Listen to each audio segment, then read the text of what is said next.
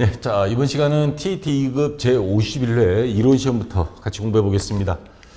자, 우선 이론 시험 볼 때도 이 백데이터는 제가 올려놓을 테니까 수험번호 C5118개, 여러분 이름 편의상 A형, 감독관 확인번호 BW2번입니다. 이번 시험이 합격률이 반토막이 났습니다. 이게 평균 한 40%가 넘는데 26.8%에서 난이도가 좀 있었던 문제였습니다. 자, 그럼 하나씩 한번 볼게요. 자, 우선 1번 다음 중 내부 통제 제도의 목적에 해당하지 않는 것. 자, 내부 통제 제도 말 그대로 회사는 법인들이죠. 주식회사는 특히 상장돼 있는 외부에 상장돼 있는 건 외감법이라고 합니다. 외부 감사에 의한 법률로 인해서 삼성전자 같은데 공인회계사들한테 적정 의견 감사 보고서 요거를 감사를 받아야 되고, 그다음 회사 내부에서도 자체적으로 감사실 같은 데 있죠. 내부 통제 목적으로 이렇게 여러 가지 규칙을 만들어서 적용을 합니다. 그래서 이 내부 통제 제도의 목적은 첫째는 운영 목적, 기업 운영의 효과성 및 효율성 확보를 위해서 자원을 효과적으로 사용하고 있음을 확인하는지, 또는 생산 원가가 낭비가 되는 건 없는지, 재고 관리는 잘 되는지 이런 걸 확인하는 거고, 재무보고, 재무제표의 신뢰성이 확보가 되기 위해서. 안 그러면 주가가 떨어지니까 회사가 정확하고 신뢰할 수 있는 재무제표의 작성 및 보고 체계를 유지하고 있는지, 법규 준수, 관련 여러 가지 그 법규들이 있겠죠. 관련 법규, 감독 규정, 내부 정책 및 절차를 준수하고 있는지 확인하는 게 내부 통제 제도의 목적입니다. 운영, 재무보고, 법규 준수, 이게 기본 3원칙입니다. 자, 그러면 목적에 해당하지 않는 것, 재무정보의 신뢰성 맞죠? 관련 법규 및 정책을 준수할 수 있게 하고, 그 다음에 기업 운영의 효율성 및 효율성 확보. 근데 기업이 경영성과 이익을 최대한 올리는 거, 이거는 기업이 목표이지 내부 통제 제도의 목적은 아닙니다. 그래서 3번이 정답이 되고요. 자, 그 다음 발생주의 회계에 대한 문제입니다. 다음 중 발생주의 회계에 대한 설명으로 옳지 않은 것. 발생주의가 뭐냐? 요거에 반대되는 개념이 현금주의입니다. 현금주의. 자, 현금주의의 대표적인 거는 여러분 부모님들이 작성하는 가계부. 돈이 들어오고 나간 것 기준으로 적습니다. 이 돈이 원래 작년에 나갈 건데 올해 나갔다. 그래도 올해 기준으로 적는 겁니다. 가계부는. 근데 발생주의는 여러분들이 대표적으로 수익과 비용이 이연 및 예상 기억나시죠? 결산할 때. 그 수익과 비용이 이연 및 예상은 발생주의 원칙에 의하는 겁니다. 다시 말해서 돈 들어오고 나간 게 중심이 아니고, 요 돈은 원래 건데 올해 나간 거냐, 아니면 내년 건데 올해 미리 나간 거냐. 자, 그래서 이 근거, 원인에 맞춰서 돈은 배제하고 그 다음에 그 발생한 시점에 정확하게 기록해 주는 게 발생주의입니다. 자, 그래서 옳지 않은 것 그랬으니까 발생주의 회계는 수익과 비용을 그 현금 유출입이 있는 기간이 아니라 해당 거래나 사건이 발생한 기간에 인식하는 것을 말한다. 대표적인 게 자동차 보험료. 1년치를 납부하다 보면 올해하고 내년 이렇게 걸치게 돼 있습니다. 돈은 한꺼번에 나가더라도 내년 거는 내년 장부에 보험료라는 비용으로 적어야 된다, 이 말입니다. 자, 맞는 거죠. 발생주의 회계는 수익과 비용이 이연, 기간별 배분의 개념을 포함하지 않는다. 요게 잘못된 거죠. 포함해야죠. 그래서 2번이 정답은 나왔고요. 현금 흐름표, 돈이 들어오고 나가는 거, 이거는 발생주의하고 상관없이 돈 들어올 때 나갈 때 그 날짜 정확히 기록해 줘야 돼요. 가계부가 여기에 들어가겠죠. 자, 발생 기준에 따라 작성되지 않는다. 맞습니다. 이거는. 발생주의 회계와 현금주의 회계의 주된 차이는 수익과 비용을 인식하는 시점이 다르다는 데 있다. 이 말이죠. 그래서 2번이 정답이 되겠습니다. 자, 그 다음 재고자산 선입선출법 총평균법에 대한 문제가 나왔습니다. 다음은 주식회사 항공이 상품 재고장이다. 선입선출법과 그리고 총평균법에 의한 3월이 매출 원가를 계산하면 얼마인가? 상품 재고장은 전체가 다 원가로 기록되는 거 아시죠? 판매가는 여기에 기재를 안 합니다. 왜냐? 이거는 재고를 파악하는 목적의 장부이기 때문에. 자, 그래서 여기 보시면 기초재고 100개, 그리고 단가 100원씩이었습니다. 그럼 얼마예요? 10,000원이죠. 금액은. 자, 그 다음 매입 또 150개, 120원씩 매입했고, 자, 매출은 딱 한 번 있습니다. 그러면 이 매출한 120개, 금액이 얼마짜리를 썼는지 표시가 안 돼 있어요. 그러면 우선 선입선출법 먼저 하겠습니다. 선입선출법으로 하게 되면 먼저 작년에 팔다 남은 걸 먼저 팔아야죠. 그럼 120개니까 100개 곱하기 해서 10,000원에다가 그다음 20개는 여기에서 팝니다. 20개만 따로 계산해 볼게요. 120원 그러면 2,400원이 됩니다. 자, 그러면 총 120개 선입선출법으로 했을 때 3월 15일 매출 요거 하나뿐이니까 그러면 선입선출법일 때 선출법은 두 개 합치면 12,400원. 자, 요게 정답이 되고요. 그러면 요 1번 아니면 3번입니다. 자, 이번엔 총평균법으로 한다. 총평균법은 말 그대로 이것 말고도 이동평균법이 있죠. 그때그때마다 평균 내는 거고 이건 한 달치를 한꺼번에 평균 내는 겁니다. 다시 말해서 매입만. 자, 지난달에 팔다 남은 거에다가 그 다음에 새로 들어온 거 150개. 그 다음에 3월 20일 날 매입 또 들어왔어요. 그럼 총 매입 들어온 게 몇 개입니까? 100, 200, 350개죠. 350개가 총 매입 수량입니다. 자, 그 다음 금액은 요거 10,000원에다가 150개 곱하기 120원. 이거 계산기로 눌러봐야죠. 자, 요거 제가 계산을 시간이 없으니까 자, 150개 곱하기 150원 하고 이건 따로 안 했구나. 150개 곱하기 120원. 자, 여기가 얼마? 10,000원에다가 150개 곱하기 120원. 예, 18,000원. 자, 10,000원에 18,000원에 그 다음 매입 100개에 140원. 그러면 14,000원. 자, 요거를 다 더합니다. 그러면 18,000원 플러스 14,000원 플러스 10,000원. 그러면 42,000원이 나옵니다. 한 달 동안 총 매입한 금액이 42,000원. 수량은 350개. 그럼 나누기 350개 하면 자, 총 평균 단가가 나옵니다. 자, 얼마가 나오냐면 120원.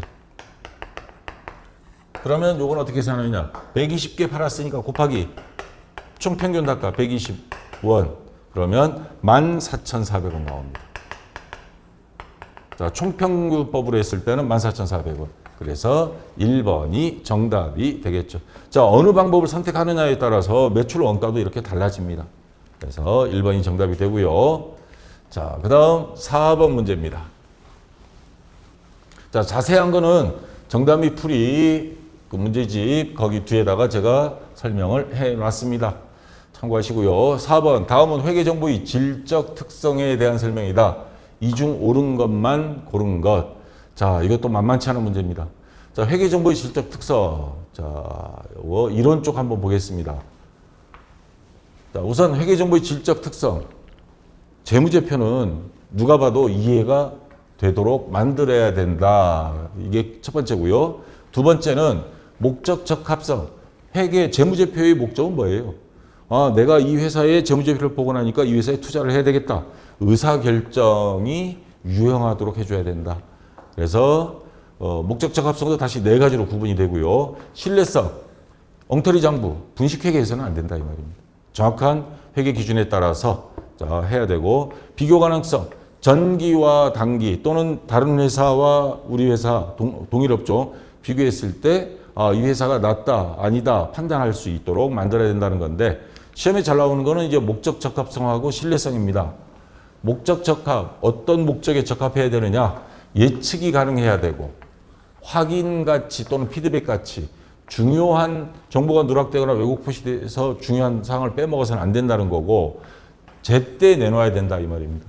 그래서 공시를 언제까지 해라. 그 금융감독원에서 정해놓은 것들이 있죠. 증권거래소에 보면. 자, 그 다음에 신뢰성은 네 가지가 있습니다. 표현의 충실, 실질의 우선, 중립, 검증 가능해야 된다. 자, 이 자세한 내용을 한번 읽어보시고 여기까지 다 설명하기는 너무 길고 그 다음 이 목적 적합성과 신뢰성을 비교하는 시험 문제가 한두 번 나와서 전산세무 2급 교재에 보면 제가 이걸 표로 만들어 놓은 게 있습니다. 자, 우선 목적 적합성은 현행 원가, 공정가의 측정 기준을 그때그때마다 우리 재고자산 평가 손실, 뭐 평가 이익 이렇게 있죠. 시가에 맞춰서 장부를 수정을 한다는 거고 현행 시가로 한다는 거고 이 신뢰성으로 하게 되면 역사적 원가, 최초 취득한 금액으로 바꾸지 마. 이렇게 하는 겁니다. 자, 그 다음에 수익 비용이 이연미 예상 회계 처리합니다. 목적 적합성은. 목적을 위해서는 수단과 방법을 안 가리는 겁니다. 그냥. 신뢰성은 안 합니다. 약간 보수적이에요. 여기는 진보적이고. 제가 무슨 정치 이야기하는 건 아닙니다. 자, 그리고 상충관계. 둘은 대립돼요. 국회에서 맨날 싸우듯이. 자산평가와 관련한 현행 원가를 적용하면 현재 시가로 적용해버리면 목적 적합성은 요거는 향상되는 반면 신뢰성은 어떻게 저하되겠죠. 서로가 상충됩니다. 요 수익 비용의 이연미 예상을 안 하면 신뢰성은 높아지는데 목적 적합성은 떨어질 거고. 자, 그러면 다시 문제로 돌아와서 자, 매출 채권에 대손 충당금을 설정하는 것은 목적 적합성을 고려한 것이다. 맞죠? 자, 아까 시가를 반영하듯이 매출 채권 우리 외상값 못 받은 게 1억이야. 아, 근데 그런데 항상 1%. 10만 원은 못 받을 것 같아. 100만 원은 못 받을 것 같아. 대손 충당금 설정하죠. 그거는 목적 적합성에 부합하는 겁니다. 신뢰성에는 그대로 놔두는 겁니다. 뭐 다 수긍할 수도 있잖아. 이러는 겁니다. 자, 고려한 것이다. 이거는 맞고요. 그 다음에 재무제표 정보가 정보 이용자의 의사결정에 차이를 가져올 수 있다면 그 정보는 목적 적합한 정보이다. 의사결정 아까 있었죠. 자, 그래서 자, 요거는 목적 적합성 맞고요. 그 다음에 회계 정보를 미래 재무 정보 예측에 활용하려면 신뢰성을 더욱 강조해야 된다. 자, 미래 정보 예측 가능성 아까 예측 피드백 가치 목적 적합성입니다. 이건 반대로 이야기한 거고요. 목적 적합성이 높은 정보는 신뢰성도 높다? 아니죠. 수익 비용 이연미 예상을 처리하면 신뢰성은 저하됩니다. 그래서 높다? 잘못된 거죠. 자, 그래서 아까 제일 마지막 표 그걸 머릿속에 연상을 수익 비용 이연미 예상 그거를 예상을 하면서 문제를 풀면 정답이 보일 겁니다. 그래서 정답은 가나 1번이 정답이 되겠습니다. 좀 어려운 문제예요, 이거. 이해도 해야 되고. 자, 그 다음 계산 문제가 나왔습니다. 다음 자료를 토대로 주식회사 항공이 당기 대손상각비를 계산하면 얼마인가? 이것도 계산을 또 비비꼬아 놨어요. 그래서 자, 하나씩 계산해 보겠습니다. 기초 매출채권 50만 원, 기초 대손충당금 3만 원이 있었습니다. 자, 지금 우리가 볼까 대손상각비입니다. 당기에 발생한 매출채권은 55만 원. 이중 회수액은 30만 원이다. 그러면 미회수된 게 얼마예요? 55만 원에 30만 원 빼면 25만 원이죠. 그리고 전년도에 50만 원이 회수를 못 했었습니다. 거기다가 올해 요거 55만 원에서 30만 원 빼면 25만 원도 아직 수금을 못 한 겁니다. 자, 그 다음 회수가 불가능한 매출채권 5만 원을 단기 중 대손 처리하였다. 이 중에 5만 원은 못 받은 아예 이거는 받지도 못하고 그 상대방이 뭐 부도가 났다든가 그러면 남아있는 매출채권은 5만 원 뺍니다. 아직 회수되지 않은 거에 그러면 뭐 얼마예요? 70만 원이 현재 기말에 미회수된 매출채권입니다. 자, 전기에 대손 처리한 매출채권 중 1만 원이 또 단기에 회수가 되었어요. 그러면 자, 단기에 회수가 된 거 자, 요 대손상각만 놓고 생각합시다. 우선 단기 중 대손 처리했습니다. 그러면 대손 충당금 잔액이 있죠. 3만 원. 그러면 3만 원 차변의 대손 충당금. 나머지는 대손 상각비 2만 원 했겠죠. 모자라니까 충당금이 모자라니까 자 2만 원 했습니다. 자, 그런데 전기에 대손 처리한 매출채권 중 1만 원이 단기에 회수가 됐습니다. 요거 잘 봐야 돼요. 단기에 대손 처리했던 게 회수가 되면 다시 대손상각비에 붙입니다. 만약 대손상각비를 했다면. 근데 대손충당금을 했으면 그건 대손충당금에 원시시키는데 이건 전기입니다. 그러면 요거는 대손충당금으로 원시됩니다.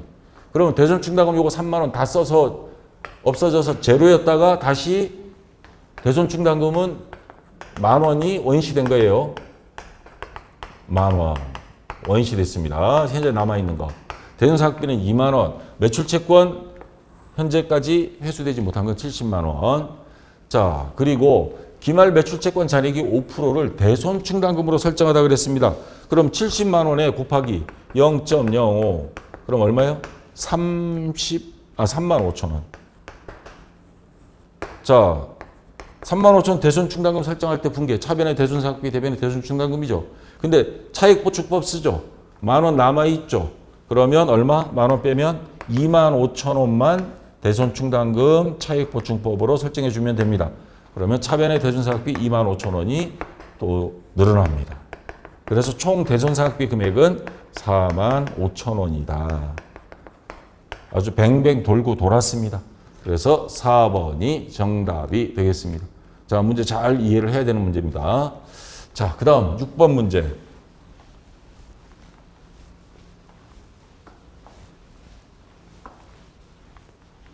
자, 다음 중 회계 추정이 변경으로 볼 수 없는 경우. 자, 회계 변경은 두 가지가 있습니다. 회계 정책의 변경과 추정의 변경. 정책의 변경이 규모가 좀 더 크고 중대한 사항들입니다. 그 다음에 회계 추정의 변경. 이렇게 요거 정답이 풀이에 거기에 제가 요 표로 갖다 놨으니까 여러분들 필기할 필요 없습니다. 자, 근데 이걸 다 암기하기에는 뭐한데 조금 요령을 가르쳐 드리면 우리 결산시에 가면 대손 충당금 설정하는 거 있죠? 감가상각비 설정하죠? 자, 대손 충당금을 1%에서 2%로, 감가상각을 정액법에서 정률법으로. 자, 대손 충당금, 감가상각비, 또 감가상각비 내용연수, 잔존가치, 요거 변경하는 거. 자, 가장 많이 회계 추정이 변경에 들어가는 거는 대손 충당금과 감가상각비에 대한 것들이 있다는 거. 그 다음에 회계 정책의 변경은 재고자산 관련 선입선출법을 이동평균법으로. 그 다음 유형자산, 뭐 자본적 지출을 수익적 지출로, 투자자산 평가 방법, 이런 것들이 회계 정책의 변경이고, 이런 회계 추정의 변경은 대손 충당금과 감가상각비에 대한 것들이 대부분이라는 거. 자, 그러면 대손 추정률이 변경, 이거 뭐예요? 회계 추정의 변경 맞죠? 감가상각 자산이 내용연수 변경 맞죠? 그 다음에 재고자산 평가 방법, 이거는 뭐예요? 회계 정책이 변경입니다. 그 다음에 회계 재고자산이 진부화. 재고자산으로 있는데 이게 1년 지나고 2년 지나면서 유행 지나버렸어. 아직 뭐 파손된 건 아닌데. 그러한 판단의 변경, 이런 것들은 재고자산 뭐 평가, 손실 뭐 이런 거 처리하겠죠. 회계 추정에 들어갑니다. 요거는. 네, 여기엔 없지만. 자, 요게 들어간다는 거. 그래서 정답은 3번이 되겠습니다. 자, 그 다음 7번 계산 문제 나왔습니다. 분계 문제죠.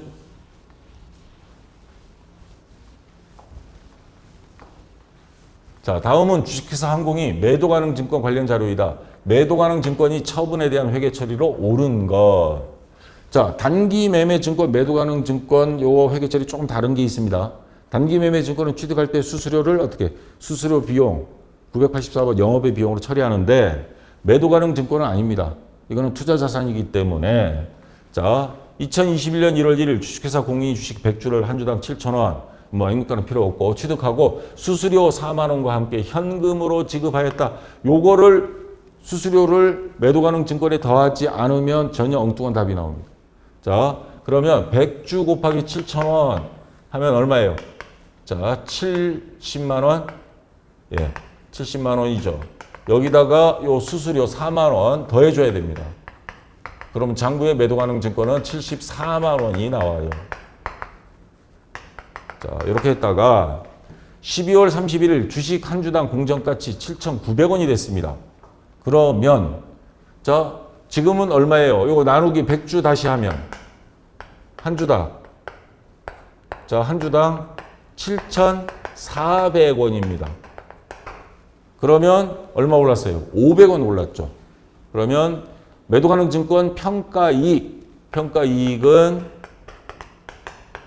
5만 원이 됩니다. 500원 올랐으니까 수수료까지 포함하니까 이렇게 된 거예요. 그리고 매도가능증권은 얼마? 5만 원 더해주면 74만 원에 5만 원 더해주면 79만 원이 되죠. 현재 장부가에. 자, 근데 이 주식을 한 주당 8,000원에 현금으로 처분하였다. 그러면 8,000원 곱하기 100주. 그럼 80만 원 받은 거죠. 그럼 차변에 현금 80만 원. 다 현금 80만 원 다 맞고요. 그다음 매도 가능 증권 이제 팔았으니까 없어지겠죠. 대변에 얼마? 79만 원. 요거 두 개 더해진 거. 79만 원. 매도 가능 증권 79만 원. 예, 요거 있고 요거 있죠. 자, 그다음 매도 가능 증권 처분 이익 어떻게 할 거냐? 평가 이익은 없어져야 됩니다. 왜? 이 매도 가능 증권이 없어졌잖아요. 이거 미실현 보유 이익이라 그러잖아요. 실현되지 않은 팔아야 이익이라 그러는 말 있잖아요. 그래서 평가 이익 대변에 있던 거를 차변으로 보내서 없애주고 그리고 나머지 얼마? 매도 가능 증권 처분 이익. 자, 차이 금액 그러면 6만 원. 예, 최종적으로 자, 그래서 이러면 85만 원 합계. 이러면 85만 원이 되죠. 대변에 매도 가능 증권 처분 이익 6만 원이 됩니다. 다시 말해서 요거하고 8,000원에 팔았으니까 한 주에 100원밖에 없네. 곱하기 100주 하면 만 원이죠. 만 원인데 요 평가 이익까지 하면 이 매도 가능 증권을 최종적으로 처음 사고 최종적으로 팔고 나면 총 이익 본 건 그렇죠. 6만 원이 이익 본 거죠. 그래서 평가 이익을 없애주고 최종적인 매도 가능 증권 평가 처분 이익은 6만 원이 되는 겁니다. 이래야 장부가 앞뒤가 맞죠. 자, 그래서 3번이 정답이 되는 겁니다. 이것도 만만치 않은 문제입니다. 이해하기에. 자, 그다음 8번 문제.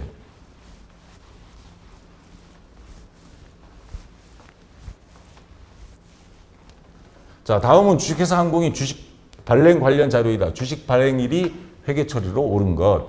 발행 주식수 만주, 액면금액 5,000원. 자, 발행 금액은 7,500원. 주식 발행일 현재 주식 발행 초과금 잔액은 10만 원이다. 주식 발행 관련 수수료는 없었으며 대금은 모두 보통 예금으로 수령하였다. 그러면 7,500원 발행 금액 곱하기 만주. 만주 하면 얼마죠? 네. 7,500만 원. 그렇게 되겠죠. 차변에 보통 예금 7,500만 원. 답은 이미 나와버렸네요. 자, 그 다음. 자, 주식 5,000원짜리를 7,500원. 근데 자본금은 액면금액으로 적어야죠. 곱하기 하면 5천만 원입니다. 그래서 대변의 자본금은 5천만 원. 자, 요거를 7,500원에 팔아서 2,500원씩 만주니까 250만 원, 2,500만 원 이익을 봤어요. 그럼 주식 발행 초과금이 됩니다. 주식 발행 초과금 2,500만 원. 그럼 얘는 뭐예요? 주식 발행 초과금 잔액이 10만 원이 있다. 할인 발행 차금이면 그걸 빼고 나머지만 주식 발행 초과금으로 하는데 이거는 초과금이니까 오히려 초과금이 더 늘어난 거죠. 그래서 나중에 이거 자본잉여금이 들어가죠. 그러면 주식 발행과 주식과 관련해서 얻은 잉여금 2,500에다가 요거까지 하면 총 재무제표에는 2,510만 원이 남게 되는 겁니다. 그러니까 얘는 함정으로 파는 거예요. 뭐 쓸 데가 없는 거예요. 그래서 정답은 1번이 되겠습니다. 자, 그 다음 9번 문제. 자, 이제 부가가치세인데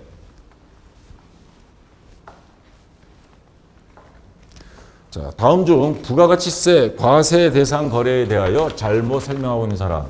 신발 제조회사가 수출하는 신발은 수출이면 영세율 적용 대상이다. 맞죠? 강민이는 정확하게 이야기했고 가방 판매회사가 국내에서 판매하기 위해 가방을 수입할 때 부가가치세 과세됩니다.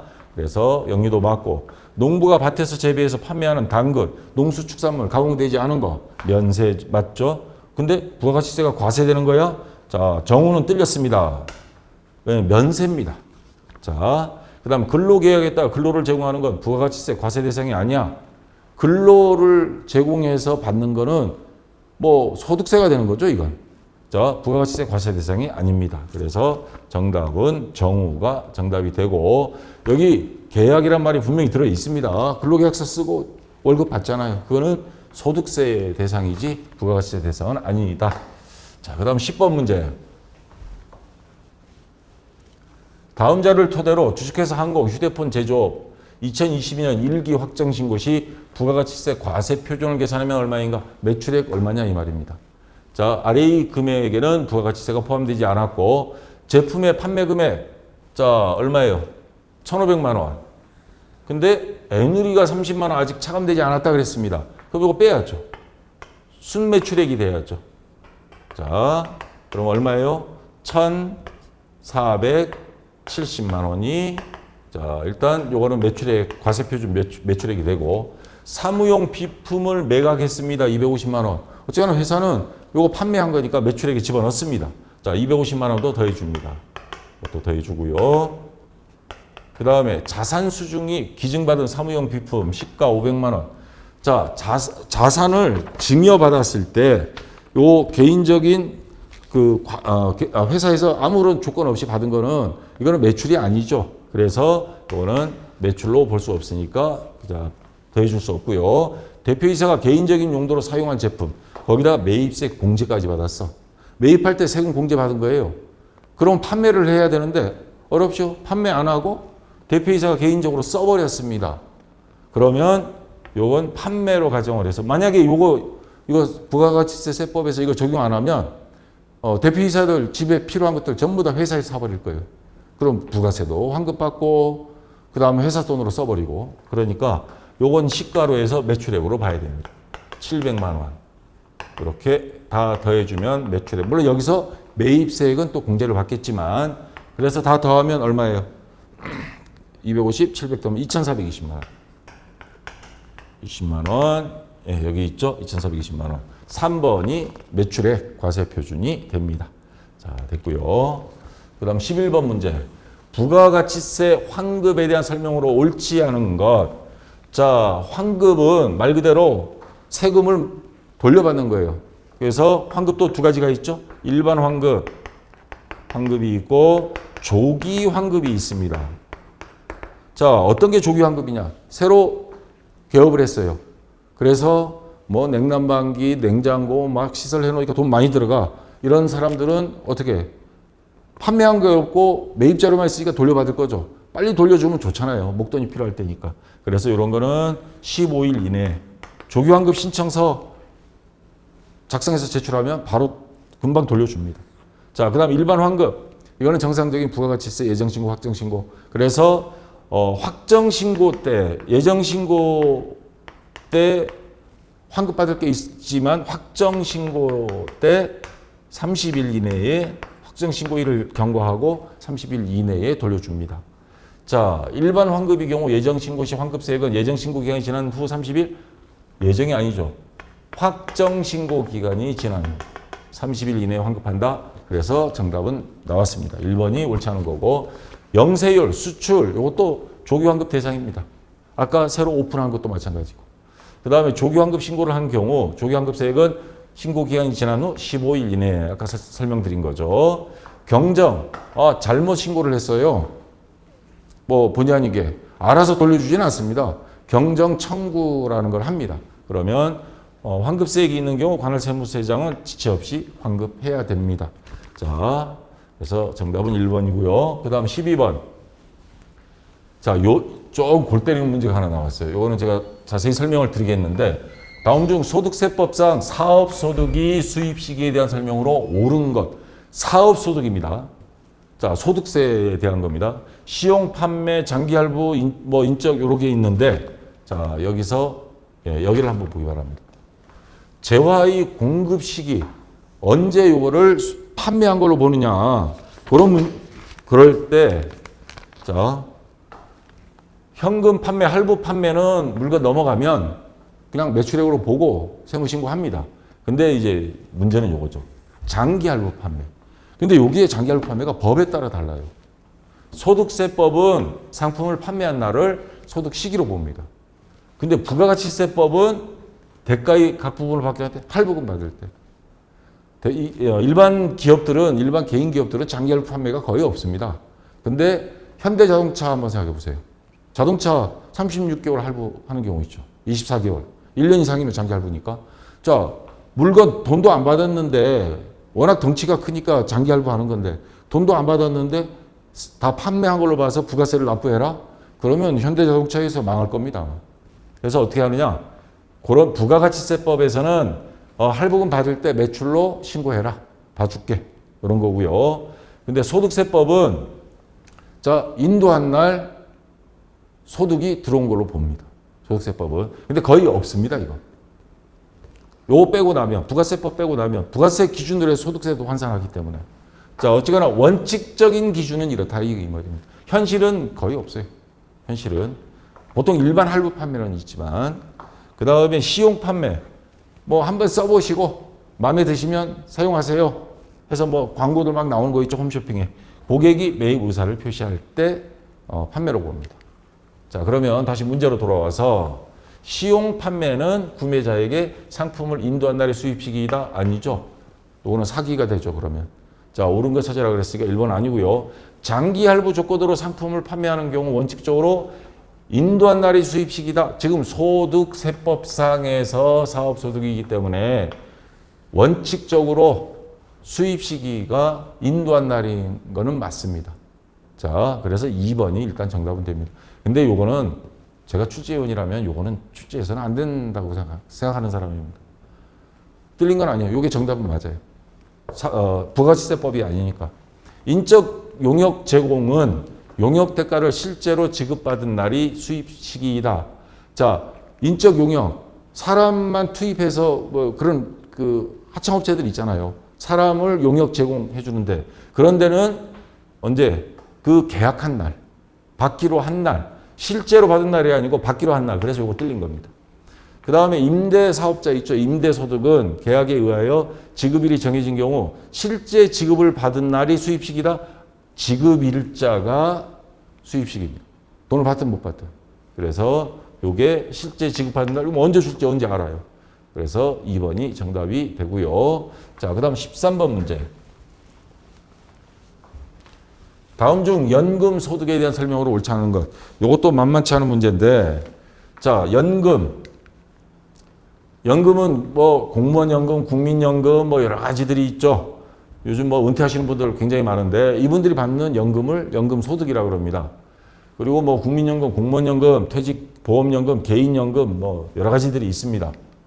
자, 이 중에서 비과세 연금 소득이 있습니다. 어떤 게 있냐면 당사자가 죽고 그 배우자한테 70% 공무원연금 같은 경우 자, 이렇게 지급되는 이런 거에 대해서는 전부 다 비과세입니다.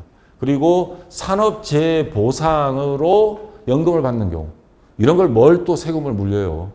자, 그래서 유족연금, 장애연금, 상해연금 군인들 다쳐가지고 연금 받는 거 그런 것들은 전부 다 비과세라는 거. 자, 연금 계좌에서 연금 수령하는 경우 연금 소득은 연금 수령한 날이 수입 시기가 된다. 자, 연금 받은 날은 정확히 항상 정해져 있습니다. 날짜 진짜 어기지 않습니다. 공휴일이면 그 전날 나와요. 저도 약간 받는 게 있다 보니까. 자, 연금 수령한 날을 수입 시기가 된다. 이건 맞는 말이고요.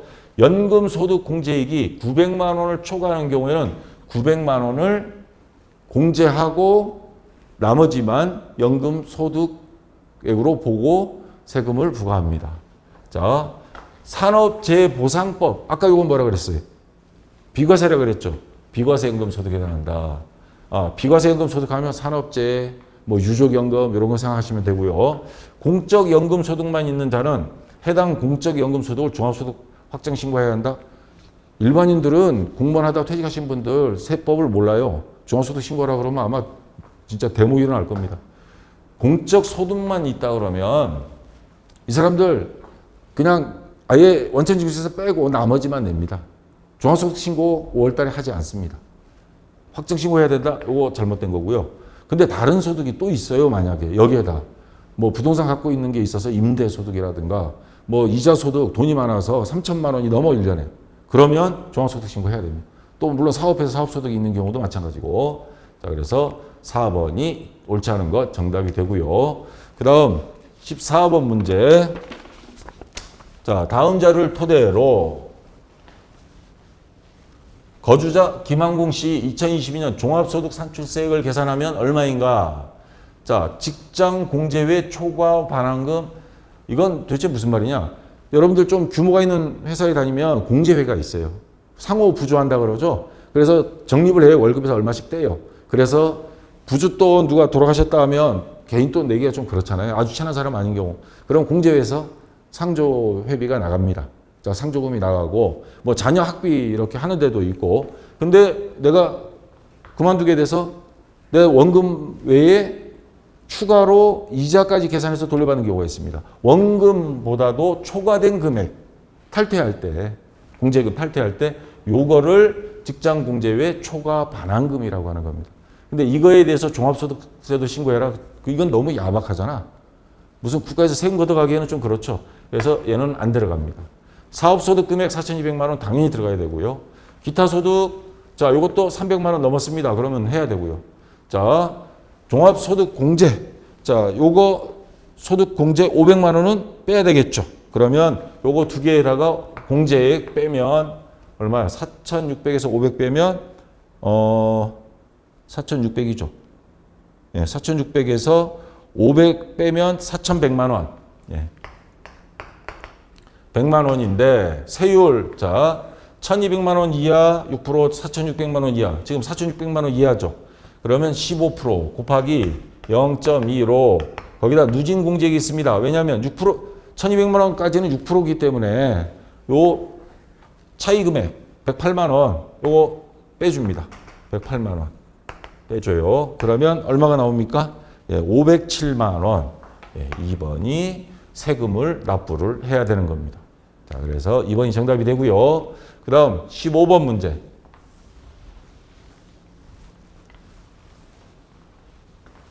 자, 다음은 주식회사 항공에 근무하는 김공희 씨 신용카드 사용 내역이다. 신용카드 등 소득공제 대상 사용 금액은 얼마인가? 연말정산할 때 우리 신용카드 공제 받죠. 자, 아파트 월세를 신용카드로 한다? 근데 소득공제, 월세 세액공제, 소득공제를 받아요. 신용카드 하면 이중공제가 되잖아요. 이건 안 됩니다. 그 다음에 자녀 영어 학원비, 교육비 공제는 안 됩니다. 왜냐하면 미취학 아동만 돼요. 신용카드를 아마 쓴 모양인데 신용카드 공제는 당연히 됩니다. 근데 미취학 아동, 아직 학교를 들어가지 않은 자녀의 학원비를 무조건 신용카드로 결제하세요. 그러면 교육비 공제도 되고 신용카드 공제, 이중 공제가 됩니다. 이런 건 잘 찾아 먹어야죠. 또 교육비 외에 이중 공제가 되는 게 의료비, 맹장 수술 비용, 요거 의료비 공제도 되고 신용카드 공제도 됩니다. 그 다음 해외에서 사용한 신용카드 사용액, 해외에서 쓰면 외국 사람들이 좋지 우리나라가 좋은 게 아니잖아요. 그럼 그쪽에서 환급 받아야지 우리나라에서 돈은 거기서 쓰고 환급은 우리나라에서 해주세요? 이거 들어줄 리가 없죠. KTX 승차권 구입 비용, 예, 요거는 신용카드 사용액 인정받습니다. 자, 교통비로도 인정받고요. 그러면 300, 480에 520만 원, 예, 2번이 정답이 되겠습니다. 자, 이거는 뭐 그렇게 어려워 보이진 않은 문제죠. 자, 여기까지 다 됐고요. 지금 네이버 카페에서 보시는 분들은 상관없고 유튜브에서 보시는 분들은 거기에 질문하면 거기까지 제가 답변을 못합니다. 그래서 가능하면 네이버에 박쌤 전산에 들어와서 간단한 가입 절차 객관식 몇 개만 하면 뭐 등업 이런 거 없습니다. 무조건 다 볼 수 있고 질문 올릴 수 있고 글 쓸 수 있고요. 그리고 간혹 가다가 화면이 흐리다는 분들이 있는데 여기 보시면 요 톱니바퀴처럼 보이는 거 있죠? 요거를 클릭하면 고화질을 선택하면 아주 깨끗하게 나올 겁니다. 지금 이 카메라가 4K급으로 아주 고화질이거든요. 그래서 이걸 반드시 눌러줘야 되고 여기에서 속도 조절도 빠르게 해서 들을 수 있으니까 자, 참고로 알아두시고 자, 이론 시험 여기까지 해서 마치고요. 좀 쉬었다가 다음 시간 이어서 실무 시험 같이 공부해 보겠습니다. 자, 수고했습니다.